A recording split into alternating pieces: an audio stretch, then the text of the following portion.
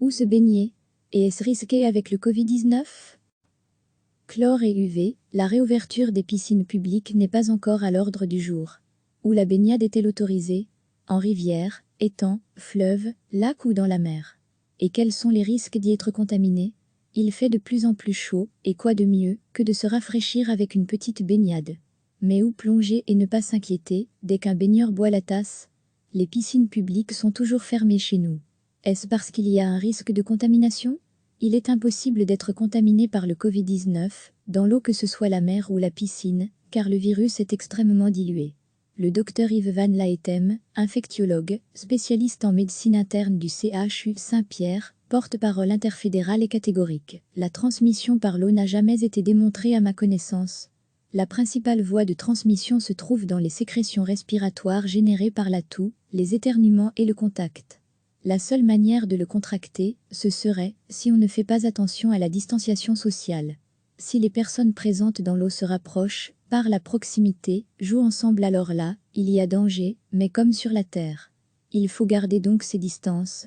L'eau chlorée des piscines est sûrement l'un des meilleurs remparts contre le Covid-19. Souligne Christophe Gantse, directeur adjoint du laboratoire de chimie physique et microbiologie pour les matériaux et l'environnement au CNRS de l'Université de Lorraine, dans une interview sur le site 20 minutes Paris. Il estime que le risque de contamination est faible, car le chlore rend inactif le virus. Dans le cas des piscines traitées au sel, l'inactivation du virus va prendre plus de temps qu'avec le chlore, mais il n'y a pas eu de démonstration de telle transmission actuellement par cette voie-là, rassure le chercheur. Au-delà du type d'eau utilisée, d'autres paramètres jouent sur la survie du virus. La température est le paramètre majeur de l'inactivation des virus, quel qu'il soit, indique Christophe Gantse. Plus la température monte, plus l'inactivation est rapide. En plus d'être plus agréable, une eau chaude protège donc davantage qu'une eau froide. Les UV inactivent assez rapidement le virus. Les piscines extérieures bénéficient d'un allié de poids dans la lutte contre le coronavirus, à savoir les ultraviolets UV émis par le soleil. Depuis lundi, les piscines publiques en Espagne, Italie et Allemagne ont rouvert leurs portes. Selon l'agence Belga, à Berlin, une douzaine de personnes faisaient déjà la queue lundi à 7 heures devant une piscine municipale qui limite l'accès de son bassin de 50 mètres à 72 nageurs en même temps. Au sud de l'Espagne, la piscine au centre de Séville a décidé de rouvrir . Nous avons réduit l'affluence à 30%, et alors que la capacité normale est de 685 personnes, seuls 208 au maximum peuvent y accéder, en vertu des règles en vigueur, explique Alaf, son gérant. Dans les piscines publiques et les parcs aquatiques italiens, c'est un espace d'au moins 7 mètres carrés par personne dans le bassin, précise l'agence Belga. Les risques dans les piscines publiques ne sont donc pas dans les bassins mais autour, douches, toilettes, caisses, vestiaires ou cafétéria. Il faudra donc en cas de réouverture chez nous garantir la distanciation des personnes. On peut imaginer une cabine d'essayage sur 2, une ligne d'eau sur 2 ou une douche sur 2. Il faut aussi toujours garder à l'esprit les mesures d'hygiène, éviter les cabines et les douches communes. Le cabinet du ministre-président wallon Jean-Luc Cruc, des infrastructures sportives notamment, précise que la question des piscines est analysée par le groupe de travail sur l'élaboration d'une vision stratégique de déconfinement actuellement. Les espaces sanitaires, vestiaires et autres équipements connexes indispensables à l'utilisation de ce type d'infrastructure sont sur la table. Lydie Denis, porte-parole chez Science Anno, confirme pour sa part qu'aucune étude n'est en cours concernant l'eau des piscines. Quant à l'eau des rivières, des fleuves, des étangs ou lacs, le volume d'eau est encore plus grand qu'en piscine, et si le virus y pénètre, la dilution est aussi plus grande, et le danger est encore plus négligeable. Estime Yves Van Laetem. De plus, les UV du soleil neutralisent le virus.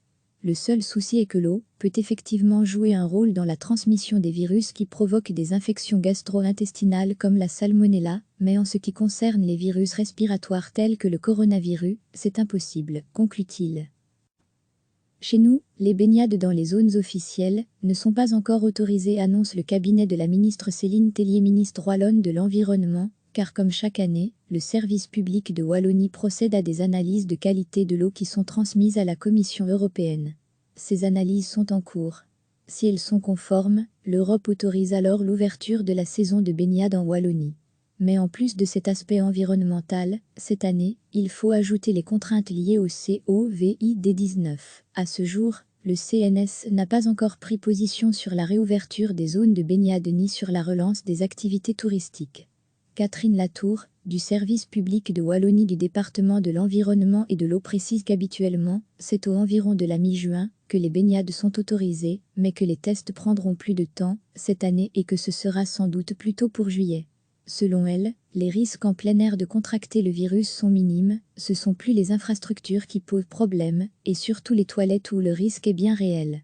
Yves Van Laetmen le confirme, lorsqu'après avoir été à Celle, on tire la chasse, il y a un effet turbine, qui fait l'effet d'un aérosol et le suivant peut inhaler le virus de cette manière. Point à lui, le club de natation en eau froide peut depuis le 18 mai nager dans la Meuse, mais comme l'explique Marc Hainaut, de Couluy, on se bagarre depuis des semaines et le gouverneur Hervé Jamard nous a enfin donné l'autorisation. Mais à certaines conditions strictes, nous devons être un club de sport, uniquement nos affiliés y ont droit, et l'entraînement ne doit compter que 20 nageurs, dont un entraîneur du club. Nous ne pouvons pas utiliser les infrastructures, comme les douches et les vestiaires. Nous avons beaucoup de demandes de nouveaux nageurs que nous devons refuser mais entre clubs, nous nous serrons les coudes. Le Royal Cercle Natation de Theux va aussi pouvoir plonger dans les eaux de la Meuse. Alan aussi, Patrick Van den Bogaert est ravi qu'après 3 mois de fermeture, certains clubs de natation et de triathlon reviennent s'entraîner dans les temps de Renipon. Nous avons des demandes de beaucoup de personnes privées, mais nous sommes catégoriques, c'est non. Seulement les clubs de sport, et 20 sportifs à la fois. Les parents qui accompagnent leurs enfants ne peuvent pas profiter de la plage, ils peuvent juste se promener dans les 9 hectares du domaine. En ce qui concerne l'analyse de l'eau, la province vient analyser l'eau 1 fois par semaine dans ce domaine privé. L'eau à la mer du Nord est encore très froide, 17 degrés Celsius, mais certains s'y aventurent, il est encore interdit de s'y baigner. La baignade en mer est interdite en l'absence de sauveteur. En principe, un touriste peut être condamné à une amende. Mais pire, si vous avez des ennuis, il n'y a personne pour vous aider, et cela pourrait très mal se passer. Nager sans surveillance est donc mortel. De plus, la natation n'est jamais autorisée dans les zones non surveillées. Explique Amben, secrétaire de l'ICV, l'intercommunal des services de sauvetage en mer du Nord. Ce ne sera qu'à partir du 27 juin que les postes de sauveteurs ouvriront, sauf si le Conseil de sécurité nationale en décide autrement. Aucune analyse spécifique du Covid-19 dans l'eau de mer en Belgique n'a été effectuée. Une étude a montré que le risque de contamination par l'eau de mer et le sable est très faible. De plus, toutes les municipalités côtières élaborent leur propre plan pour leurs plages. Par exemple, Ostende fonctionnera avec un système de réservation, tandis que Blanc-en-Berge, non, et permettra plus de gens. Mais le conseil est toujours le même, la distanciation sociale. Une étude de l'Institut français de recherche pour l'exploitation de la mer, IFREME, conclut aussi que le virus ne survivrait pas dans l'eau de mer. Des tests ont été effectués sur des échantillons d'eau de mer sur toutes les côtes françaises, ainsi que dans des coquillages, comme des moules et des huîtres, notamment dans des zones où les eaux usées se déversent massivement. Aucun des échantillons testés n'a présenté de traces du coronavirus. Ces premiers résultats méritent d'être consolidés par de nouveaux, sur un plus long terme. Les prélèvements et analyses sur les différentes plages de la côte française vont donc se poursuivre tous les 15 jours pendant encore plusieurs mois, selon la chercheuse. Et s'il vous donnait l'envie de plonger dans un verre d'eau du robinet, sachez que selon l'Organisation mondiale de la santé, le coronavirus ne montre pas de résistance particulière aux traitements habituels de l'eau potable. Selon les connaissances scientifiques et épidémiologiques établies à ce jour, aucun cas de contamination n'est en lien avec l'eau du robinet. Aucune crainte donc au niveau de LS consommation. Où que vous soyez, en piscine, lac, fleuve, rivière ou mer, vous pouvez donc boire la tasse. À l'heure actuelle, tout indique que vous ne risquez rien au niveau contamination du Covid-19. La réouverture des piscines publiques n'est pas encore à l'ordre du jour. Où la baignade est-elle autorisée? En rivière, étang, fleuve, lac ou dans la mer? Et quels sont les risques d'y être contaminé? Il fait de plus en plus chaud, et quoi de mieux que de se rafraîchir avec une petite baignade? Mais où plonger et ne pas s'inquiéter dès qu'un baigneur boit la tasse? Les piscines publiques sont toujours fermées chez nous. Est-ce parce qu'il y a un risque de contamination? Il est impossible d'être contaminé par le Covid-19 dans l'eau, que ce soit la mer ou la piscine, car le virus est extrêmement dilué. Le docteur Yves Van Laetmen, infectiologue, spécialiste en médecine interne du CHU Saint-Pierre, porte-parole interfédérale, est catégorique. La transmission par l'eau n'a jamais été démontrée à ma connaissance. La principale voie de transmission se trouve dans les sécrétions respiratoires générées par la toux, les éternuements et le contact. La seule manière de le contracter, ce serait, si on ne fait pas attention à la distanciation sociale. Si les personnes présentes dans l'eau se rapprochent, parlent à proximité, jouent ensemble, alors là, il y a danger, mais comme sur la Terre. Il faut garder donc ces distances. Chlore et UV, l'eau chlorée des piscines, est sûrement l'un des meilleurs remparts contre le Covid-19. Souligne Christophe Gantse, directeur adjoint du laboratoire de chimie physique et microbiologie pour les matériaux et l'environnement au CNRS de l'Université de Lorraine, dans une interview sur le site 20 minutes Paris. Il estime que le risque de contamination est faible, car le chlore rend inactif le virus. Dans le cas des piscines traitées au sel, l'inactivation du virus va prendre plus de temps qu'avec le chlore, mais il n'y a pas eu de démonstration de telle transmission actuellement par cette voie-là, rassure le chercheur. Au-delà du type d'eau utilisée, d'autres paramètres jouent sur la survie du virus. La température est le paramètre majeur de l'inactivation des virus, quel qu'il soit, indique Christophe Gantse. Plus la température monte, plus l'inactivation est rapide. En plus d'être plus agréable, une eau chaude protège donc davantage qu'une eau froide. Les UV inactivent assez rapidement le virus. Les piscines extérieures bénéficient d'un allié de poids dans la lutte contre le coronavirus, à savoir les ultraviolets, UV, émis par le soleil. Depuis lundi, les piscines publiques en Espagne, Italie et Allemagne ont rouvert leurs portes. Selon l'agence Belga, à Berlin, une douzaine de personnes faisaient déjà la queue lundi à 7 heures devant une piscine municipale, qui limite l'accès de son bassin de 50 mètres à 72 nageurs en même temps. Au sud de l'Espagne, la piscine au centre de Séville a décidé de rouvrir . Nous avons réduit l'affluence à 30%, et alors que la capacité normale est de 685 personnes, seules 208 au maximum peuvent y accéder, en vertu des règles en vigueur, explique Alaf son gérant. Dans les piscines publiques et les parcs aquatiques italiens, c'est un espace d'au moins 7 mètres carrés par personne dans le bassin, précise l'agence Belga. Les risques dans les piscines publiques ne sont donc pas dans les bassins mais autour, douches, toilettes, caisses, vestiaires ou cafétéria. Il faudra donc en cas de réouverture chez nous garantir la distanciation des personnes. On peut imaginer une cabine d'essayage sur 2, une ligne d'eau sur 2 ou une douche sur 2. Il faut aussi toujours garder à l'esprit les mesures d'hygiène, éviter les cabines et les douches communes. Le cabinet du ministre-président wallon Jean-Luc Cruc, des infrastructures sportives notamment, précise que la question des piscines est analysée par le groupe de travail sur l'élaboration d'une vision stratégique de déconfinement actuellement.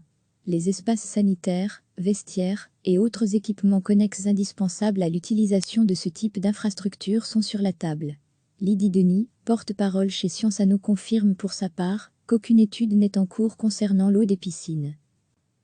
Fleuves, rivières, lacs, étangs.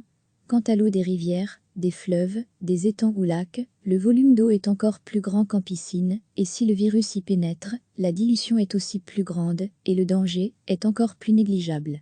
Estime Yves Van Laetem. De plus, les UV du soleil neutralisent le virus. Le seul souci est que l'eau peut effectivement jouer un rôle dans la transmission des virus qui provoquent des infections gastro-intestinales comme la salmonella, mais en ce qui concerne les virus respiratoires tels que le coronavirus, c'est impossible, conclut-il. Chez nous, les baignades dans les zones officielles ne sont pas encore autorisées, annonce le cabinet de la ministre Céline Tellier, ministre wallonne de l'Environnement, car comme chaque année, le service public de Wallonie procède à des analyses de qualité de l'eau qui sont transmises à la Commission européenne. Ces analyses sont en cours. Si elles sont conformes, l'Europe autorise alors l'ouverture de la saison de baignade en Wallonie. Mais en plus de cet aspect environnemental, cette année, il faut ajouter les contraintes liées au Covid-19. À ce jour, le CNS n'a pas encore pris position sur la réouverture des zones de baignade ni sur la relance des activités touristiques.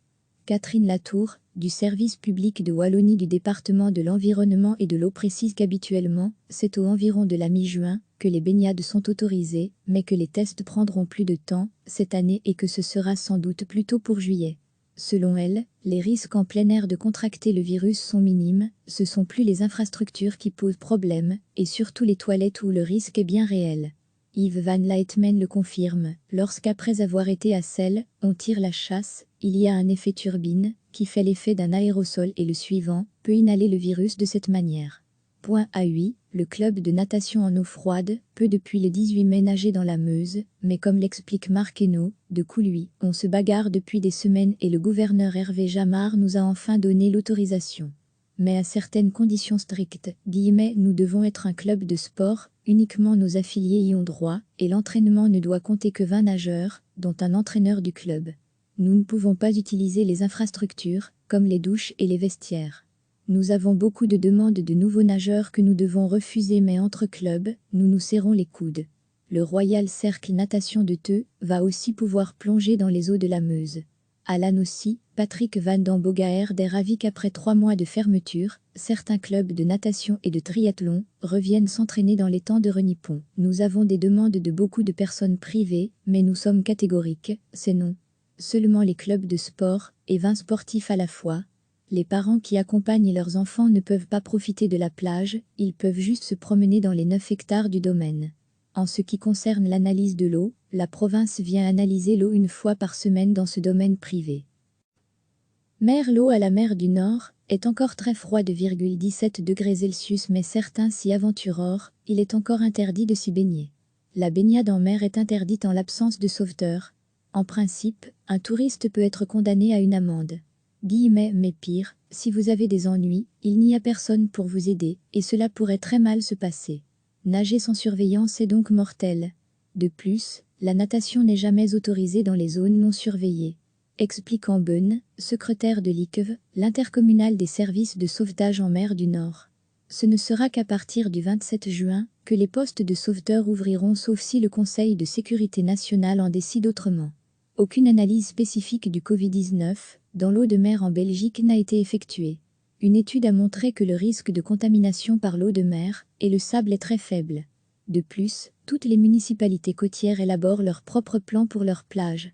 Par exemple, Ostende fonctionnera avec un système de réservation, tandis que Blanc-en-Berge, non, et permettra plus de gens. Mais le conseil est toujours le même, la distanciation sociale. Une étude de l'Institut français de recherche pour l'exploitation de la mer, IFREME, conclut aussi que le virus ne survivrait pas dans l'eau de mer. Des tests ont été effectués sur des échantillons d'eau de mer sur toutes les côtes françaises, ainsi que dans des coquillages, comme des moules et des huîtres, notamment dans des zones où les eaux usées se déversent massivement. Aucun des échantillons testés n'a présenté de traces du coronavirus. Ces premiers résultats méritent d'être consolidés par de nouveaux, sur un plus long terme. Les prélèvements et analyses sur les différentes plages de la côte française vont donc se poursuivre tous les 15 jours pendant encore plusieurs mois, selon la chercheuse. Et s'il vous donnait l'envie de plonger dans un verre d'eau du robinet, sachez que selon l'Organisation mondiale de la santé, le coronavirus ne montre pas de résistance particulière aux traitements habituels de l'eau potable. Selon les connaissances scientifiques et épidémiologiques établies à ce jour, aucun cas de contamination n'est en lien avec l'eau du robinet. Aucune crainte donc au niveau de LS consommation. Où que vous soyez, en piscine, lac, fleuve, rivière ou mer, vous pouvez donc boire la tasse. À l'heure actuelle, tout indique que vous ne risquez rien au niveau contamination du Covid-19. Cliquez sur s'abonner pour recevoir les dernières nouvelles.